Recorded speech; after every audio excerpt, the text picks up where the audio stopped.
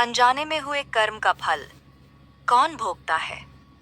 अक्सर हम अपने जीवन में अनजाने में ऐसे कर्म कर जाते हैं जिनके परिणाम हमें बाद में भुगतने पड़ते हैं। या कभी-कभी ऐसा भी होता है कि किसी और के अनजाने कर्म का फल कोई और ही भोगता है। कर्म का सिद्धांत बहुत गहरा और जटिल है, और यह समझने के लिए कि इसका फल कैसे मिलता है, हमें इसकी बारीकियों में उतरना होगा। एक बार की बात है, एक राजा अपने महल के आंगन में ब्राह्मणों को भोज करा रहा था। रसोइया खुले में भोजन पका रहा था। उसी समय एक चील अपने पंजों में एक जीवित सांप को लिए महल के ऊपर से गुजरी। अपनी आत्मरक्षा में सांप ने चील से बचने के लिए अपने फन से विष निकाला और उसकी कुछ बूंदें सीधे रसोइये द्वारा पकाए जा रहे भोजन में गिर गईं। किसी को कुछ पता नहीं चला और उस जहरीले भोजन को खाने से सभी ब्राह्मणों की मृत्यु हो गई।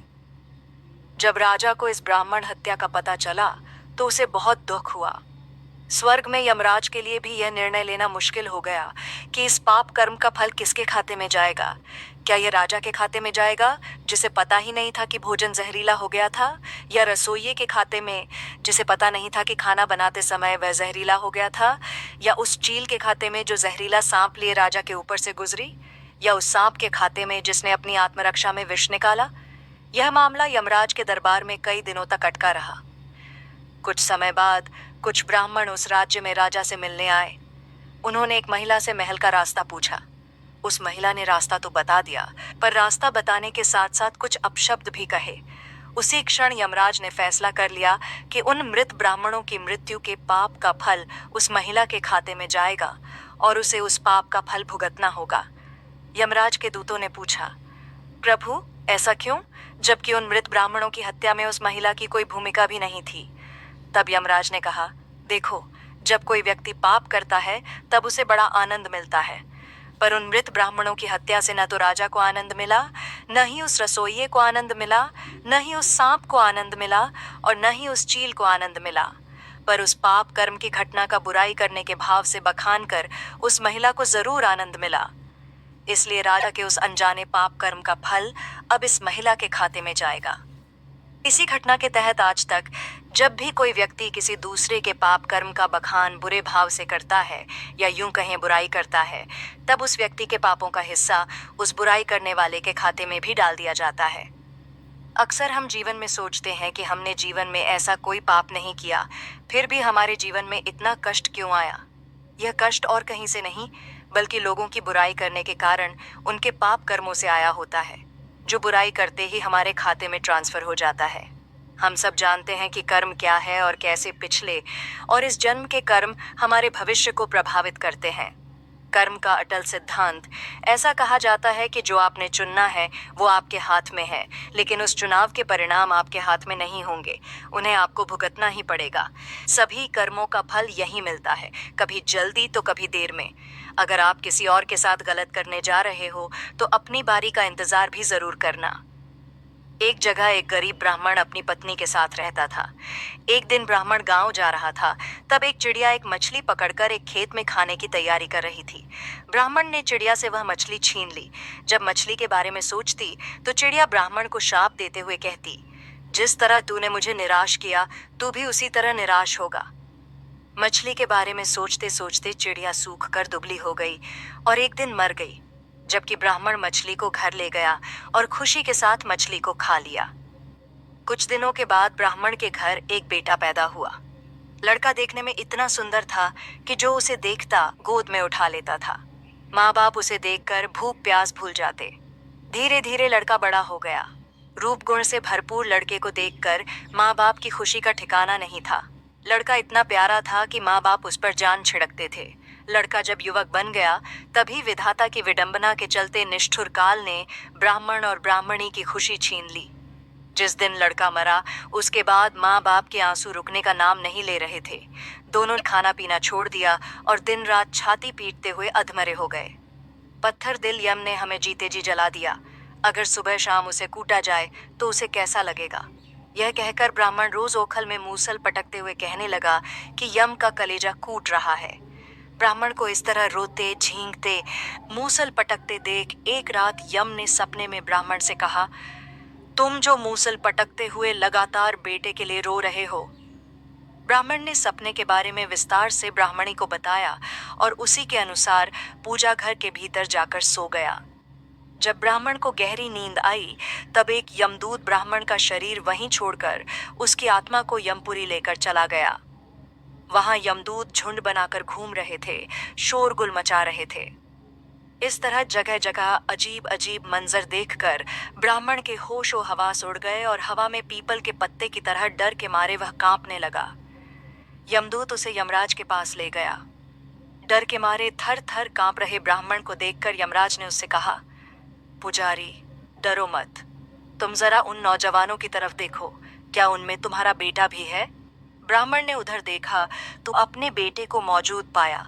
बेटे को देखकर ब्राह्मण ने खुश होकर यमराज से कहा, जी महाराज, वह है मेरा बेटा।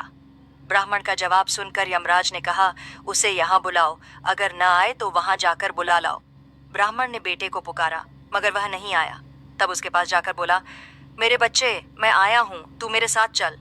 ब्राह्मण ने 3-4 बार इस तरह कहा, मगर बेटे ने उसकी तरफ देखा ही नहीं। तब उसे हाथ से पकड़कर ब्राह्मण ने कहा, मेरे बच्चे, इधर देखो तो, मैं हूं तेरा बाप। यह सुनकर बेटे ने बाप की तरफ देखकर झुंझलाकर कहा, तू मुझे बेटा क्यों कह रहा है? मैं तेरा बेटा नहीं हूं। कभी तूने चिड़िया को तकलीफ पहुंचाकर उसके मुंह का आहार छीन लिया था। उसी का बदला लेने के लिए मैं तेरा बेटा बनकर पैदा हुआ था। अब याद आया ना? तूने जिस तरह मेरे मन को तकलीफ पहुंचाई थी, उसी तरह मैं तेरे मन को तकलीफ पहुंचाकर चला आया। बेटे का जवाब सुनकर ब्राह्मण उदास हो गया और यमराज के पास आकर बोला, वह मेरा बेटा नहीं है। ब्राह्मण की बात सुनकर यमराज ने उससे कहा, तुम लोग बेवजह मुझे कोस रहे थे, अब पता चल गया ना किसका कसूर था।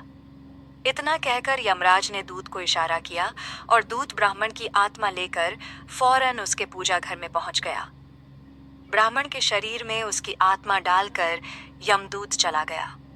जागते ही ब्राह्मण ने ब्राह्मणी को सपने का सारा हाल बता दिया और उसके बाद ब्राह्मण ब्राह्मणी ने दिवंगत बेटे की याद में आंसू बहाना बंद कर दिया।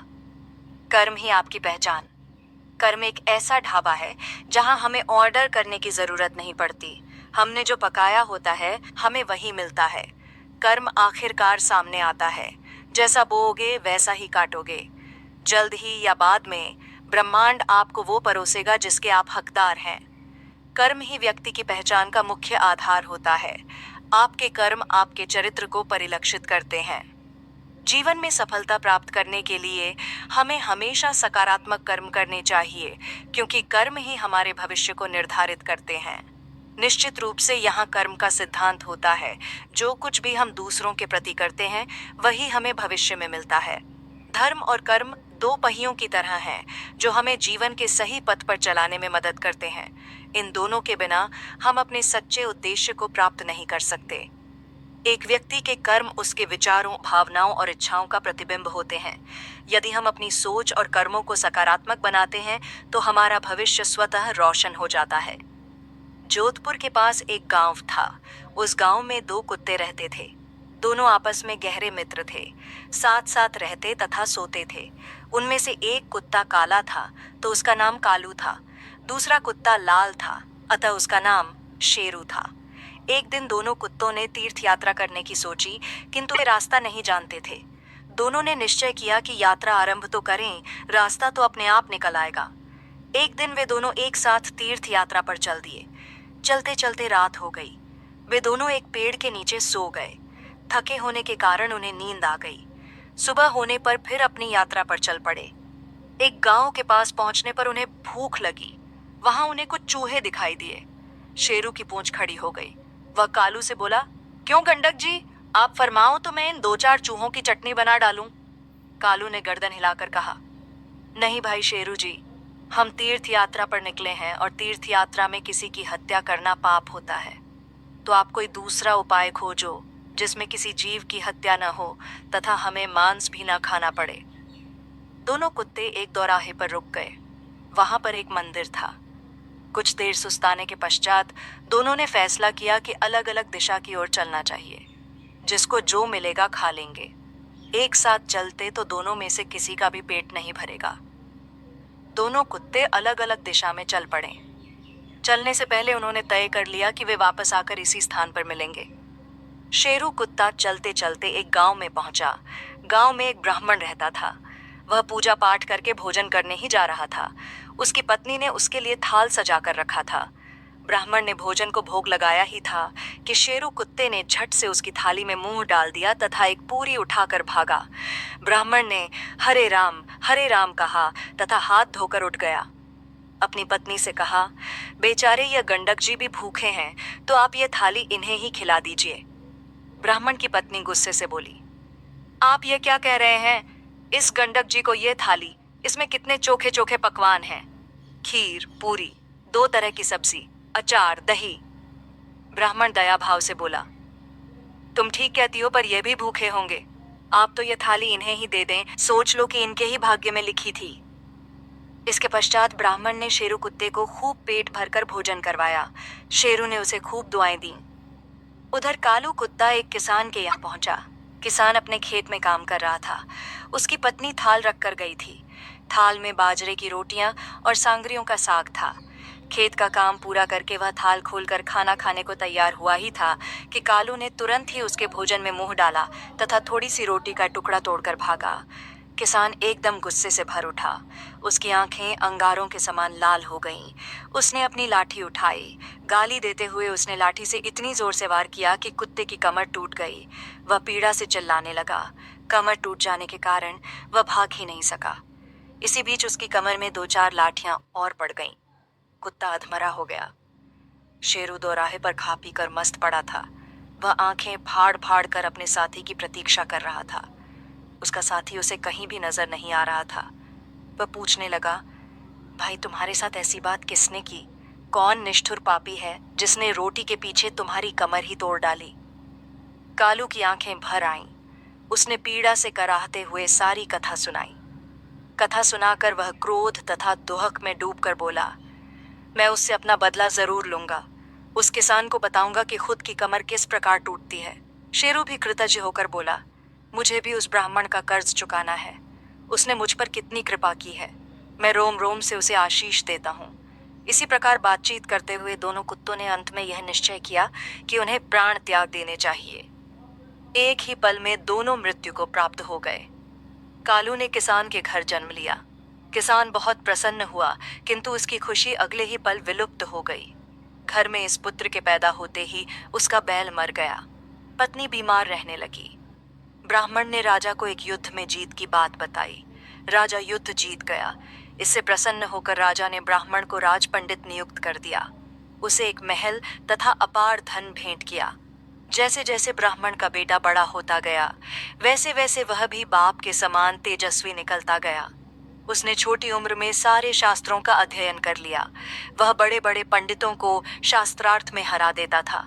इससे ब्राह्मण की कीर्ति में 4 चांद लग गए। किसान का बेटा बदकारी निकला।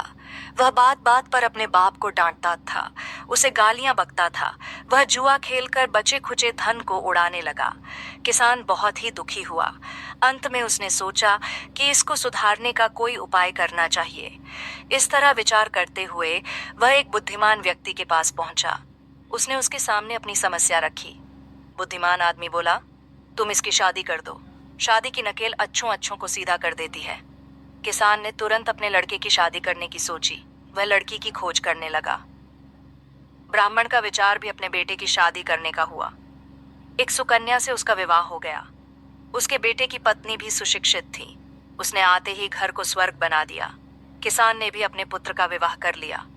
शादी के अगले दिन ही उसका बेटा अचानक चल बसा। उसके बेटे की बहू ने आकर कहा तो वह अचेत हो गया।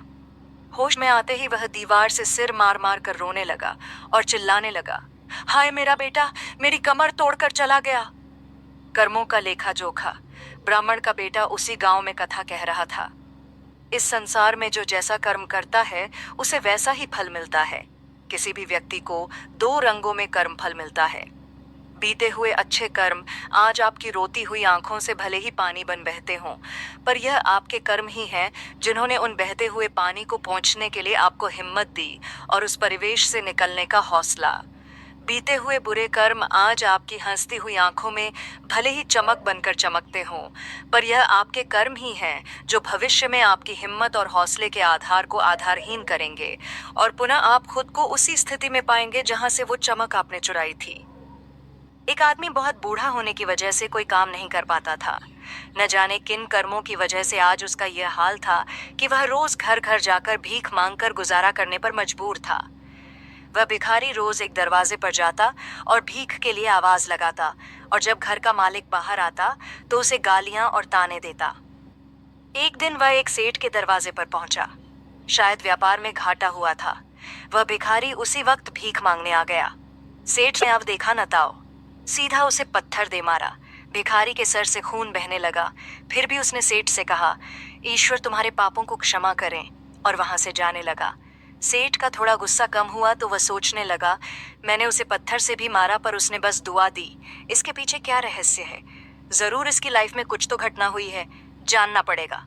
इतना सोच सेठ भिखारी के पीछे चल दिया। अब सेठ अंधेरा हो चला था। भिखारी अपने घर लौट रहा था। सेठ भी उसके पीछे था। भिखारी जैसे ही अपने घर लौटा, एक टूटी फूटी खाट पर एक बुढ़िया बैठी थी। बुढ़िया ने पूछा, क्या मिला आज? भिखारी ने कहा, हाँ बस इतना ही, किसी ने कुछ नहीं दिया। सबने गालियां दी, पत्थर मारे, इसलिए ये सर फूट गया।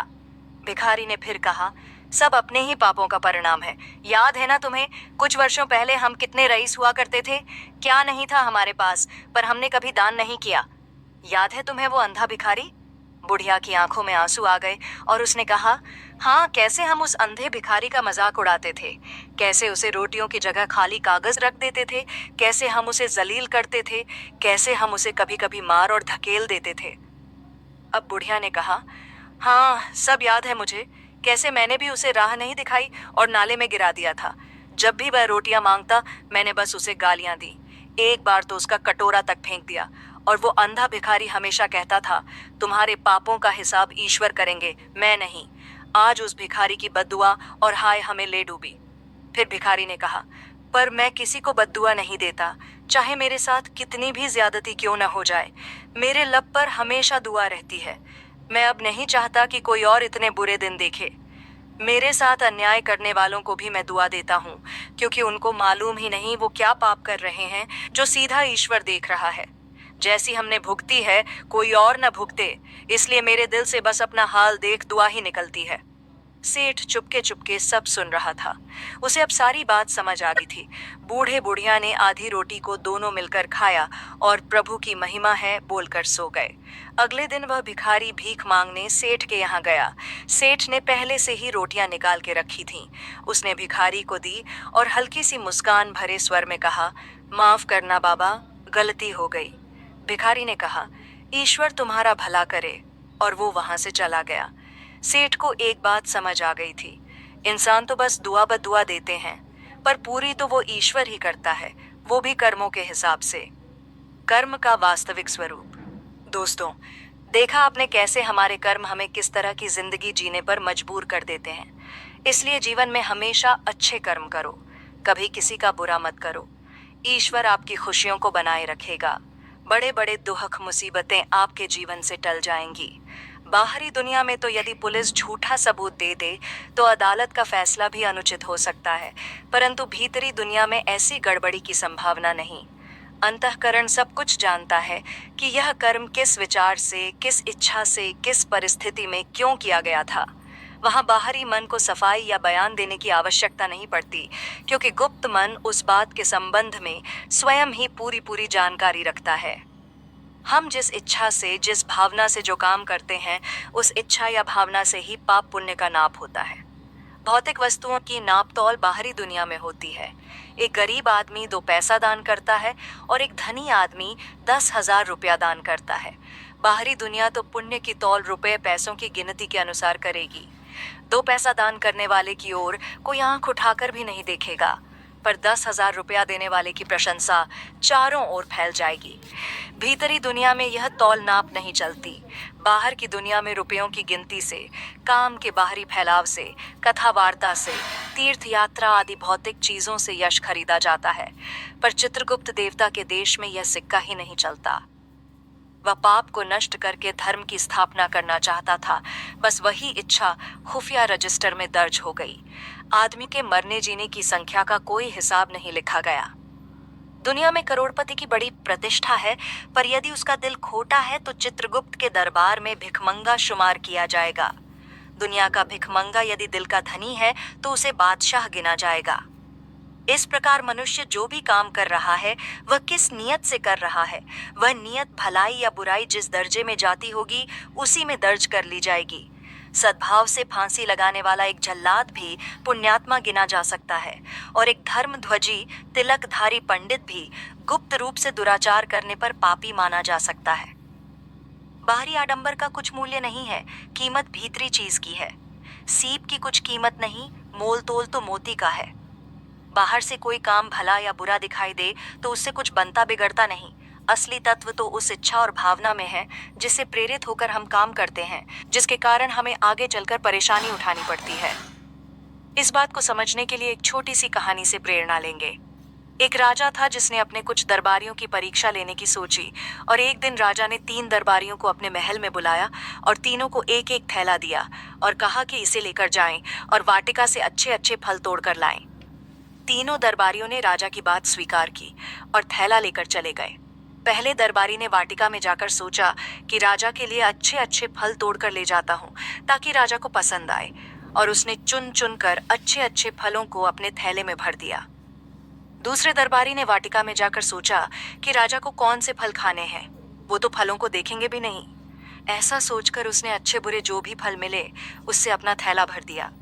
तीसरे दरबारी ने वाटिका में जाकर सोचा कि समय क्यों बर्बाद किया जाए, राजा तो मेरा भरा हुआ थैला ही देखेंगे, अंदर क्या है ये नहीं देखेंगे। ऐसा सोचकर उसने घास फूस से अपने थैले को भर लिया। अब तीनों दरबारी अपना अपना थैला लेकर राजमहल में पहुंचे। राजा ने थैलों को देखे बिना ही उन तीनों दरबारियों को 1 महीने के लिए जेल में बंद करने का आदेश दिया और कहा कि इन्हें खाने के लिए कुछ नहीं दिया जाए, ये अपने फल खाकर ही अपना गुजारा करेंगे।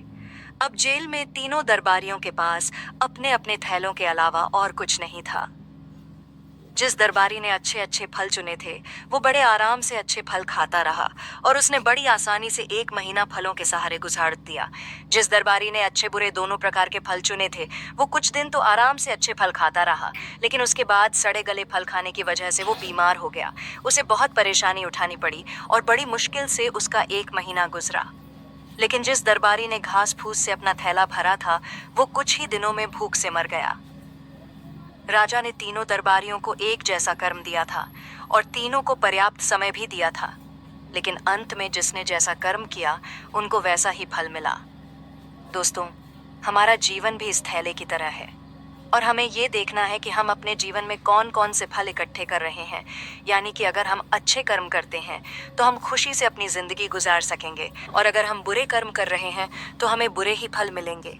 इसलिए हमेशा अच्छे कर्म करें और दूसरों को भी अच्छे काम करने के लिए प्रेरित करें। हकीकत में कर्म क्या है? क्या इंसान के कर्मों के अनुसार ही उसका फल आता है? जैसी करनी वैसी भरनी, इस कहावत से आप वाकिफ होंगे, लेकिन क्या सचमुच ऐसा है या इसके पीछे कुछ और रहस्य छिपा है?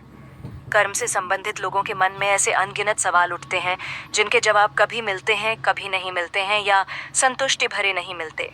कर्म के बारे में यदि सरल भाषा में ज्ञान मिले तो हर एक अपने कर्मों को योग्य दिशा देकर उससे उत्तम फल प्राप्त कर सकता है। मानो किसी ने ऐसा सोच लिया, मैंने पूरी जिंदगी कुछ भी कर्म नहीं किया, न अच्छा किया न बुरा किया, इसलिए मुझे न नर्क मिलेगा न स्वर्ग। तो ऐसा नहीं होता। इंसान से कर्म करने अथवा न करने का कर्म होता ही है। इसे यूं समझें, आपने सही समय पर सही निर्णय लिया अथवा नहीं लिया, यह भी एक कर्म है। क्या आप कर्म के किसी विशेष पहलू के बारे में और जानना चाहें?